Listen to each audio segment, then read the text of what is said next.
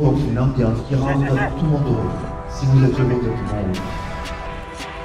Vous êtes sur un stage de développement du leadership, c'est-à-dire de la relation aux autres, de comment on influence, comment on prend des décisions, comment on participe à la vie d'un groupe et d'une équipe pour atteindre le plus haut, même pour être champion du monde. D'abord dans vos catégories et puis ensuite, évidemment, plus tard, si vous avez l'honneur de porter un maillot d'un 15 de France ou d'un 7 de France.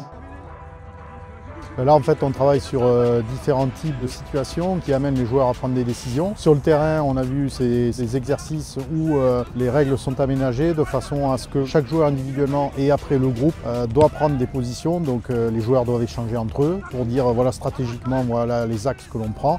Donc nous, derrière, on monte et on contrôle pour ne pas se faire prendre dans l'extérieur. On évite de fermer fort, c'est clair pour tout le monde. Nous, ça nous permet en même temps de voir et de les faire travailler sur les relations avec les autres, sur le leadership. Et en même temps, pendant cette séquence-là, il y a des joueurs qu'on extrait un par un et on les challenge un peu sur ce à quoi ils peuvent être confrontés, à savoir des séquences de médias à chaud, on sort du terrain, on doit vite répondre à des questions, les faire travailler sur des scénarios qu'on leur propose et sur lesquels ils doivent répondre vite.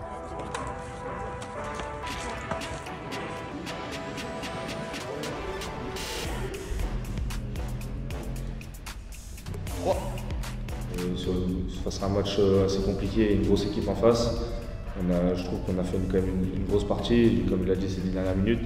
C'est vrai qu'on a réussi à tenir le ballon, voilà, on a 70% de possession, mais on a été très pragmatique et on a su faire face à l'adversaire. Et maintenant qu'on travaille voilà, d'être lucide, que les leaders parlent plus et qu'on reste lucide tout le match et pas pendant 70 minutes.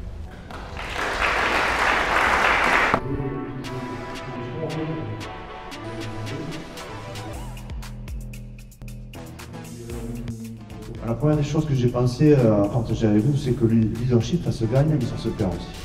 Donc on n'a pas toujours le leadership. Pour moi, ça répond à trois questions principales. Ai-je la compétence? Ai-je la motivation? Ai-je le leadership? Je me pose toujours cette question.